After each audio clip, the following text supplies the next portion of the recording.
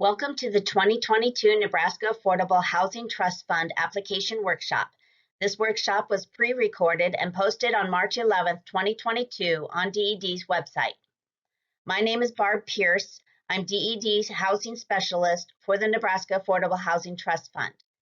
On behalf of the department, we thank you for taking time to listen to this workshop, and I hope that it will serve to answer some questions that you may have as you work through your full application.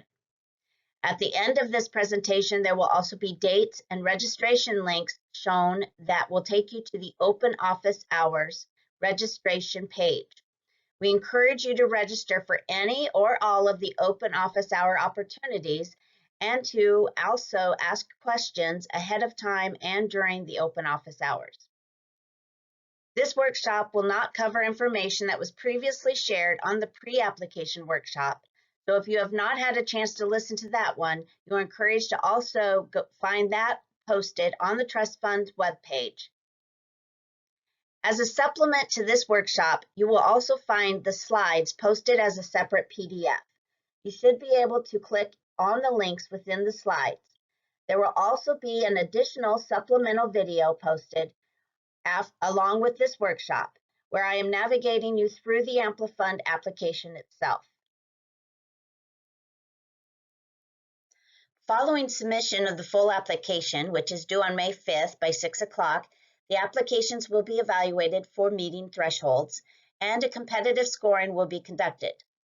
For more details on the scoring process, refer to Section 9.2, page 21 of the application guidelines. Once the review and scoring process is completed, the department will announce the awards, and this will take place sometime after July 31st. Following the notice of award, awardees will receive instructions for how to set up a recipient account and how to access the award within AmpliFund. Program representatives will reach out to awardees to set up a contract review, during which the applicants and the department will clarify information in the application. And also at this time, the performance plan for the projects will be discussed and reviewed with the awardee and will be entered into the award account. Once both DED and the awardee have executed the contract, we will enter into the special conditions phase. During the special conditions phase, the awardees upload requested items to the award account. This includes things like the grantee information, program guidelines, and performance. Submission of all special conditions items typically has a deadline of December 31st, and after receipt of all items, the award account undergoes a review and is submitted for release of funds.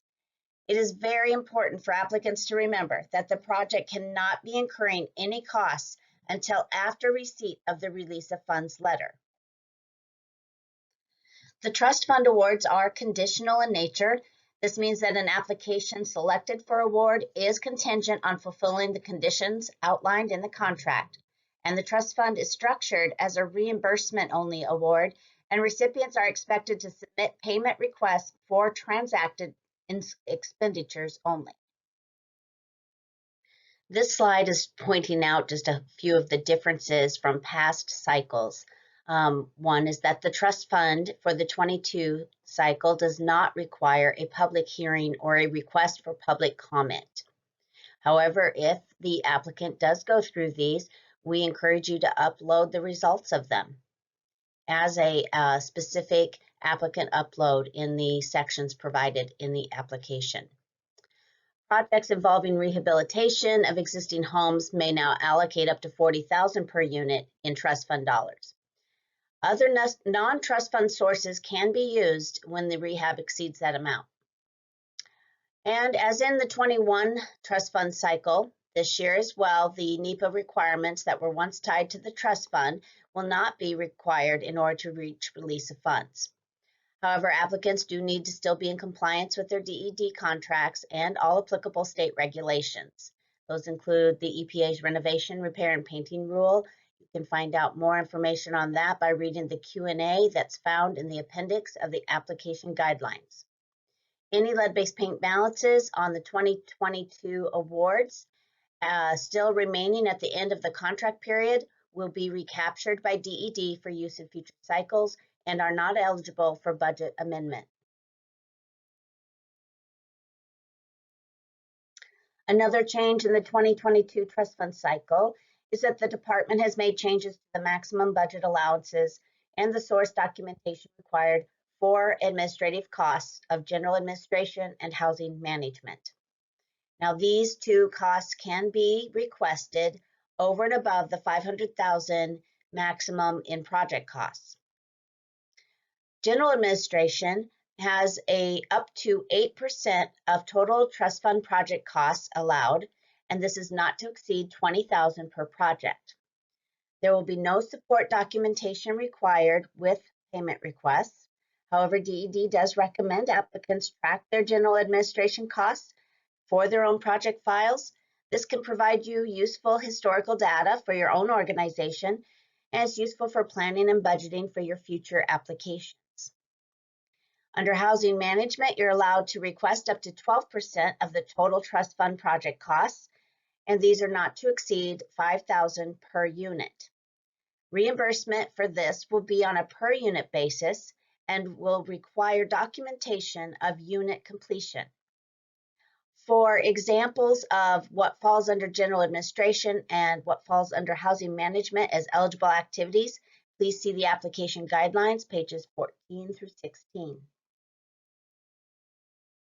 This is a chart showing the eligible trust fund costs divided into three categories: primary activities, support activities, and administrative costs. These activity names will also be the budget line item names that you are to use when creating the budget within your full application. The instructions are found on page 37 of the application guidelines and also within the application itself when you are creating the budget. Now, DED has simplified the application budget process to include only activities that are funded by the trust fund, and this budget will then seamlessly transfer over to an AmpliFund account for tracking payment requests if awarded. Now, trust-funded primary activities plus support activities will equal your total project cost, and the total trust-funded project cost has to be at $500,000 or less. It is this total project cost that you will use in order to figure out the budget allowances for general administration and housing management. The activities you choose within the application will be the same names you use to create the budget, and in other words, the activity names you see in this chart will also be the trust fund budget line items in the budget you create. Only trust fund amounts plus the associated match are put into the AmpliFund budget. Leverage and other sources can be shown in the leverage table, the pro forma, and also as additional uploads if desired. For example, if you have a project that is a new construction, and they also are going to have a developer fee, and they're going to request housing management and general administration, you would select only those in the activity list, and your budget will only include those 4 line items in the budget. The housing project application will have a spot where you are asked to select the activities. This you will see on this example the activities for a housing project, and I am showing you a home buyer project that selected new construction, home buyer assistance, developer fee, housing management, and general administration as the activities that the trust fund dollars are being asked to support. Activities and costs that are associated with this project but are funded by leverage or other sources are also an important part of your story, and those should be shared in the leverage table, the development pro forma, and in the AmpliFund narratives. At least one primary activity must be selected for the project to be eligible, and in some projects, 2 primaries will be selected, as in this example, with home buyer assistance supporting new construction. Support activities have to take place in tandem with a primary activity. As here, the developer fee is part of this project, and the project is asking for trust fund dollars to help support the developer fee. If acquisition was a part of this project in which trust fund dollars were needed, then they would select acquisition. Also remember that whatever you have selected is also what line items you are to put in your budget when you create it. So your budget will have these line items and only these line items once created.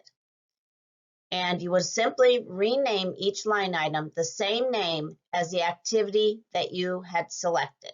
So make sure when you're creating your budget that you have used these same activities. And also make sure that you have not selected any activities unless you are requesting trust fund dollars from them. This is a screenshot of a budget that has been created.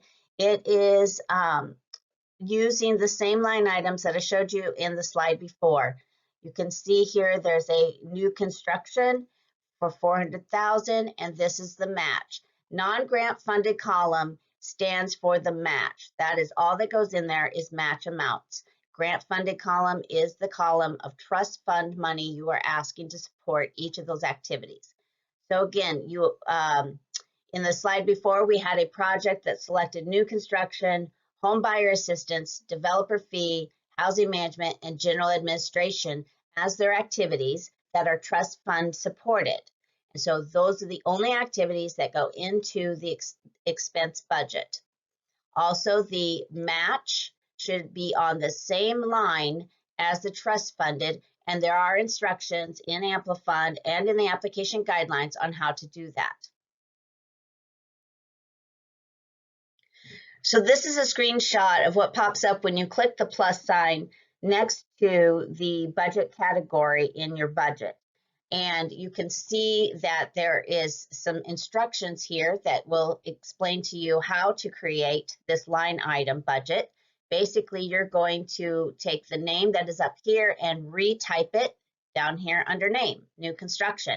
You will put in your direct cost. Direct cost is trust fund plus match. Then you will click yes if you are having a match amount.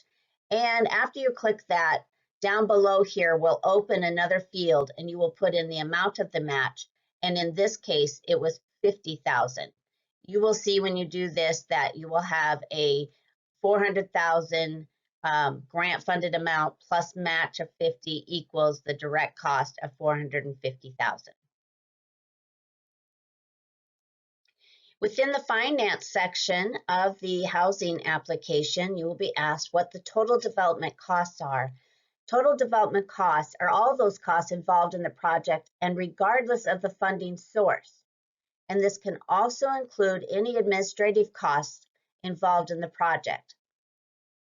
The total project costs, however, are costs that are associated with trust fund requested amounts.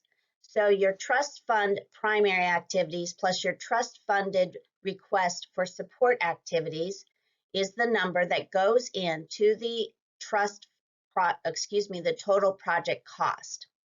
This total project cost then is what is used to determine the amount of allowance for housing management and general administration. They're not showing here is also a field asking for the funding gap. So the funding gap is just asking for the amount that might be what you are unable to cover with other sources. So you are to put in what that funding gap is, why, and basically that is what trust fund was created to address, are the funding gaps in these housing projects. There is a narrative spot, so please try to explain why there's a funding gap to the best of your ability of why that is occurring, why you need the trust fund money to help support this. Just kind of helps you build your case for the need of the trust fund. Another thing I was going to bring out in this is if you are a project that is asking only for home buyer assistance, this is a little clunky for that situation. Your total development cost and your total project cost may well be the same number if you're doing only home buyer assistance. And also the gap probably is the entire amount of the total project cost that you're asking for.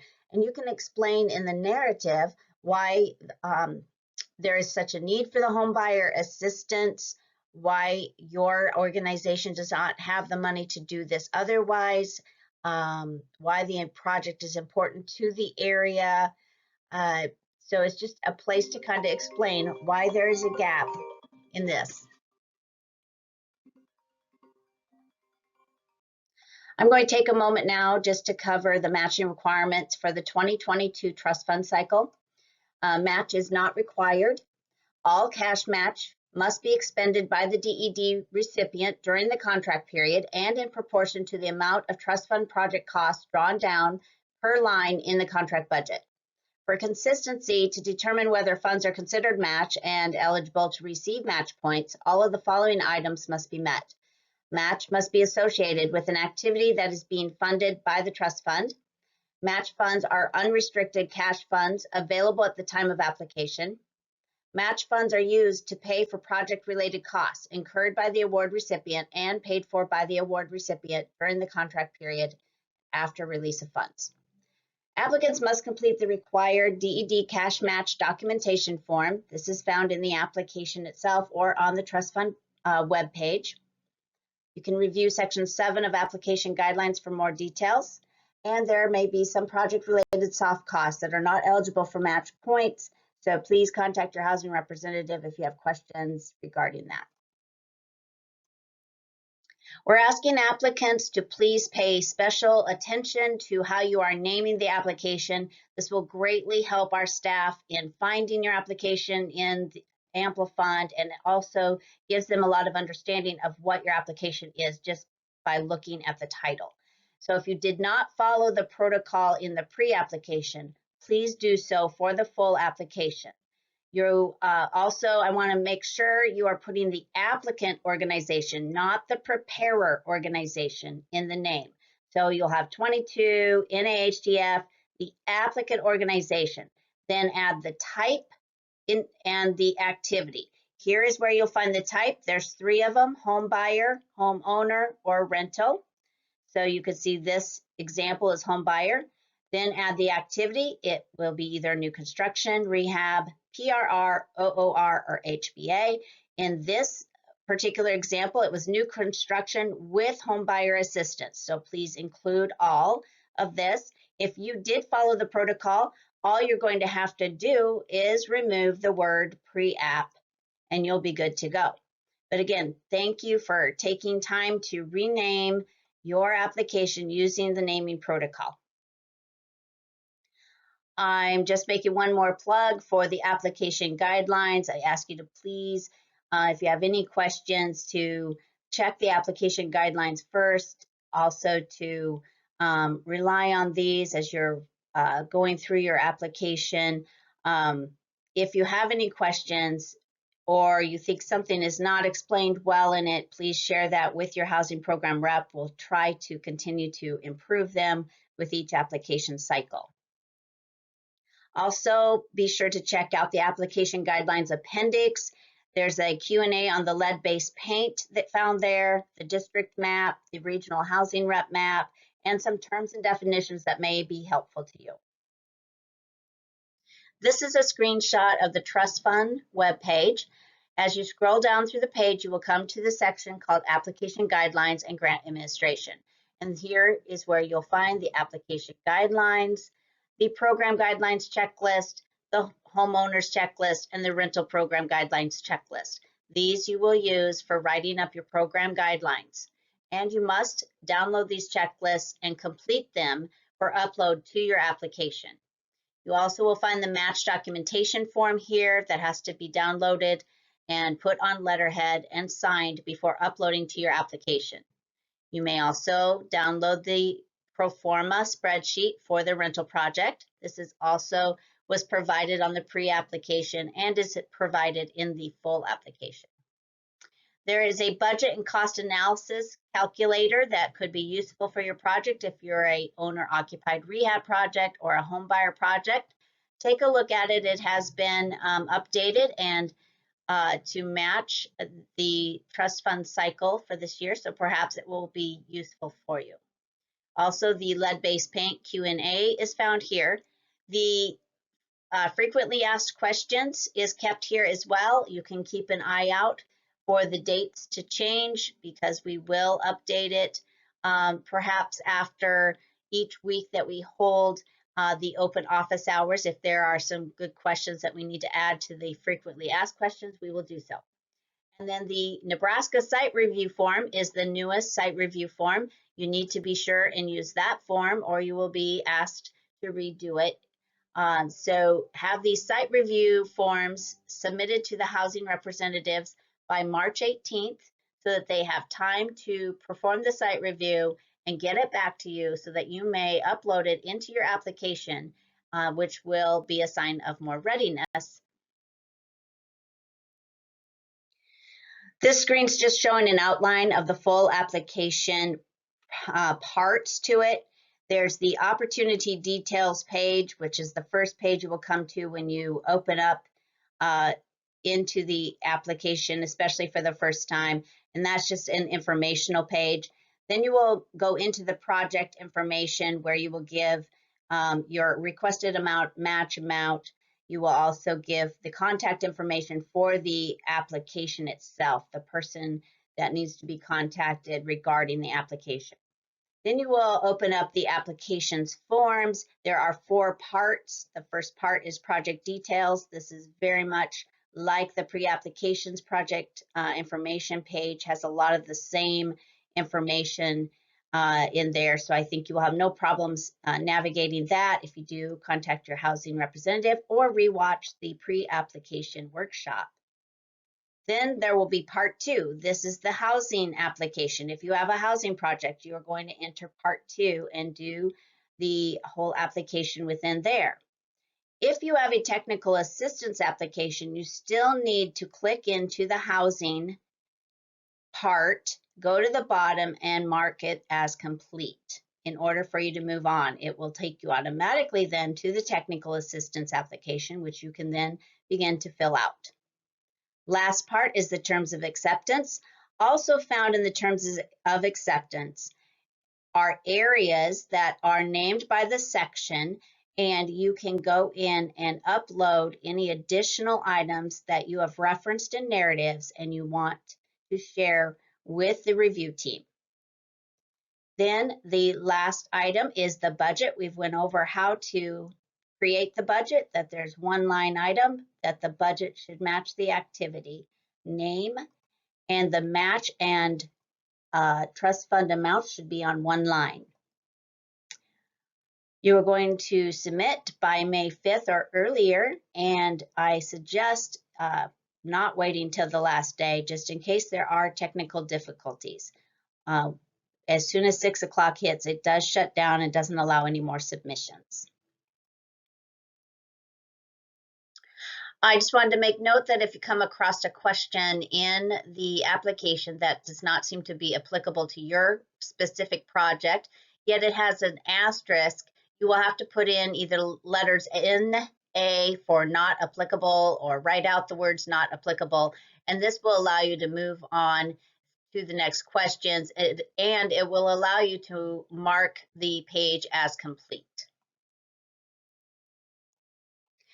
Now the next slide is a video insert. So I'm going to just briefly talk about the housing project application and selecting the project type. So when you move to the next slide, you will have to click at the bottom to start the video. And once the video ends, you will have to click in order to move on to the next slide.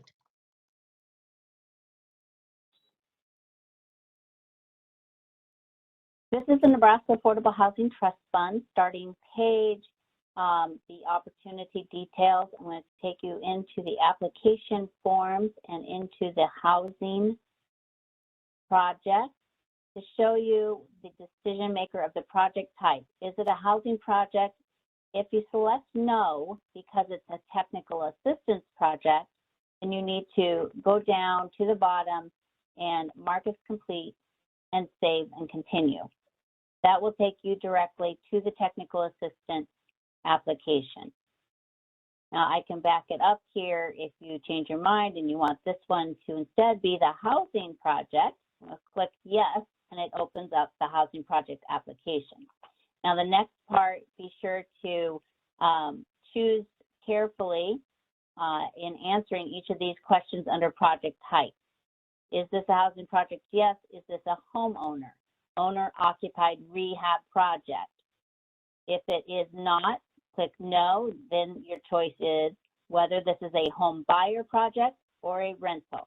And depending on how you have done your choices is going to give you specific questions related to your project. So it's very important that you review this and make sure you have selected the right one. So I chose home buyer for this one, and here is the activities list that I had chosen for our sample earlier in the slide presentation.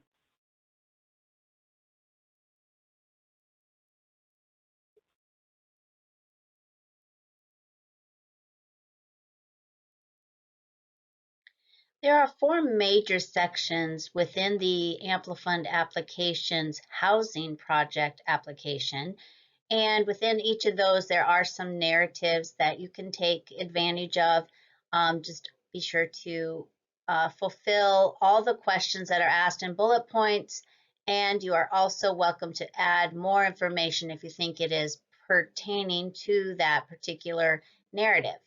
If you have some data or graphs or anything you'd like to upload, there are places for at least 2 uploads for each of these sections that are found in the part 4 where terms of acceptance are. So you can upload, just be sure to follow the guidelines in how to referencing the data that is uploaded within your narratives. One of the sections you'll come to within the housing project application is the trust fund's household beneficiaries and the area median income. This would be the area median income your project is targeting to serve as part of your application. So for the example, we were using 2 units. This example is saying that we will target one of the units to 120% area median income and one of the units to 100% area median income. Whatever you put in these first 4 must add up and be added as the total down here for the total proposed trust fund beneficiaries and units. So whatever you have placed here is going to be the committed units and targeted AMI that would go into the contract if awarded. There will also be a question about housing studies, and it gives you an opportunity to upload a housing study that you have referenced in one of your narratives. So you will be asked if the housing study is available online. If you say no, then it opens up this opportunity for you to be able to upload the housing study. You can upload the whole housing study, or you can choose the executive summary as long as it is what including the parts that you have referenced in your narrative. So if you've referenced, let's say, a whole chapter or something in a chapter, you could choose to upload just the chapter. Be sure in the narrative you have mentioned that you have uploaded the housing study and it's chapter 7, page 2, whatever, within the narrative so they can find it. Now, another option you have for uploading housing studies or other types of material like that is to use these links. There will be 4 of these links, and if a study or community plan is referenced in your narratives, you can say this is found under option 1, housing study uploads. That's referring to this section. And to this is option 1, this is option 2. And again, there are 4 options. So you would be sure to reference this in your narrative, and then you would include the link here. In the project financing section of the housing project application, there will be an upload available for the development proformas. A proforma is needed for new construction, for rental, for purchase, rehab, resale, and it is not needed for the owner-occupied rehab projects. Now, rental projects do have a certain pro forma that they are required to use. The download is found in the application and on the trust fund's webpage. So those are due March 31st, but can be sent in earlier to the housing representative. Earlier in the workshop, I had showed you how to reach the technical assistance project within the application. Now on the following slides, I'm going to talk about a few pieces found within the technical assistance project application itself. The technical assistance application is meant to support eligible nonprofit, community, or neighborhood-based organizations that support the creation of affordable housing. A technical assistance project will serve to substantially increase the recipient's ability to produce affordable housing. There are 4 activities you can choose from. You can choose all or any of those that are listed, as long as they sufficiently describe your overall objective. They include improving current services, planning a new program, offering a new service, capacity building to undertake new housing related activities. The performance plan goals will be discussed in the next slide, and the remaining 3, impact on housing production, sustainability, and organization and financial management, all consist of narratives along with bullet points giving you guidance on what kind of information is needed in each section.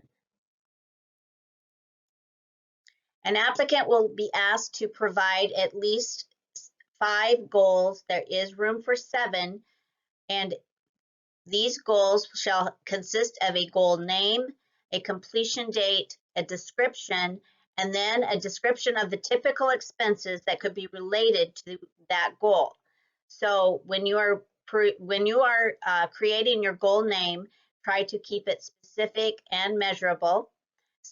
Here's an example of one that a TA might be filling a new position and has asked for some trust fund to start that position out. We understand that the completion dates may need changed, may need adjusted, and that is, we just like to see a timeline to help give understanding to the reviewers of how you expect to achieve these goals in the 2-year contract period. Now, the description for this first TA goal may be something like advertising, interviewing, and hiring for the new position, and perhaps a certain number of months of salary and benefits have been asked to be used for this new hire out of the trust fund. Typical expenses then that would help meet that goal would be staff expense for hiring process, maybe a third-party recruitment costs for advertising or interviewing, some travel time for the interviews, and salary and benefits for the first 6 months of this new position, if that were the goal. There are just a few frequently asked questions I thought I would share at the end of this workshop, but also you will be able to find the frequently asked questions on the trust fund webpage underneath the application guidelines section. As you can see, the first question is, which projects require site reviews? Any project that includes new construction, land acquisition, rental conversion and rehabilitation, and infrastructure improvements for multi-site division. Submit by March 18th to Housing Program Representative. The next question, are program guidelines required to be board approved and finalized at time of application? No, the board approved program guidelines are a special condition item for release of funds. Prior to release of funds, all criteria set in the program guidelines checklist must be met and approved by applicant organization and community. The program guidelines that meet all criteria items and are board approved at the time of application will demonstrate more readiness of the proposed project than draft program guidelines. The last frequently asked question I'll leave this workshop with is, how should a rental project determine rental rates? You can use the HUD home rent limit table found on DED's trust fund webpage. Rents should be no more than the 65% rent limit established by HUD for the area that the project is located in. However, please take a look at the fair market rent limit that's also shown on the HUD table. And if it's lower than the 65% rent limit, you need to take a look at whether or not the fair market rent limit is indeed accurate for your area, and if perhaps to meet the targeted AMI, you need to have something lower than that 65% limit being shown. So a project needs to be able to support their decision for the amount of rent chosen. It has to make sense for the project. It has to make sense for the location that the project is in. It has to make sense for the targeted area median income of the beneficiaries the project is going to serve. Also keep in mind that the HUD table assumes that the landlord or owner is paying the utilities. So when you look at the numbers on the HUD table, the amount has to be adjusted when a tenant is paying the utilities. We're coming to the end of this workshop. I'm just going to share a few tips before I let you go. Save often as you work on application within the AmpliFund to avoid unexpected loss of input due to the platform timing out. Follow the application instructions carefully. Find answers in the application guidelines. Contact your housing representative for assistance if needing clarification, and contact ded.support@nebraska.gov for assistance with AmpliFund. If you'd like your application to stand out, remember to follow the instructions, answer every question that's asked in the narrative sections. Use a proofreader, be consistent, and be concise. This slide is just reminding you of some important dates coming up. The site review forms on March 18th are due to your housing representative. The rental performers are due on March 31st. You can also go to this link here in order to register, or you can click in on the slides once they are posted and register for any or all of these open office hours. Please submit your questions ahead of time. Each of the registrations has a place for questions, or you can email your housing representative with your questions. This will give us some guidance on what you'd like to hear about or what you need help on in time for us to maybe prepare a little bit better for each of the open office hours. Also, I'd like to remind you to join the mailing list. This is a new system that's being used by the Department of Economic Development. So if you click on here, you will be given a list that you can make choices of which emails you want to receive. Be sure to choose all the housing department ones and anything else that you have an interest in.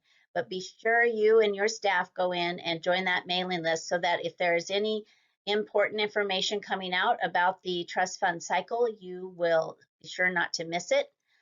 You may want to check your junk folder the first week or so after signing up to make sure they haven't gone into there because we want to make sure that this mailing list is on your safe sender list since it is new. This slide here just provides some quick links to application resources.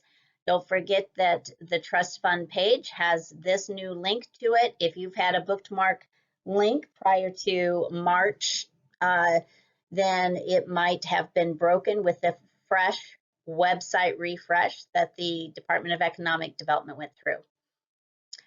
You also will find videos and user guides at the AmpliFund web page, and this link will take you there. Frequently asked questions guide is useful, and then there's a quick link to the Nebraska Affordable Housing Trust Fund section. If you want to review the 22 Qualified Action Plan, here's a link for that. Registering again for the open office hours and your contact links to get assistance if needed. If you have any questions, please email or call your housing program representative. Be sure to register for the open office hours. Again, please submit your questions. We hope that you have found this workshop useful, but I'm sure that there will be other questions that perhaps we can provide you answers with during the 4 open office hour periods. We look forward to talking to you then. Thank you for your interest in the Nebraska Affordable Housing Trust Fund.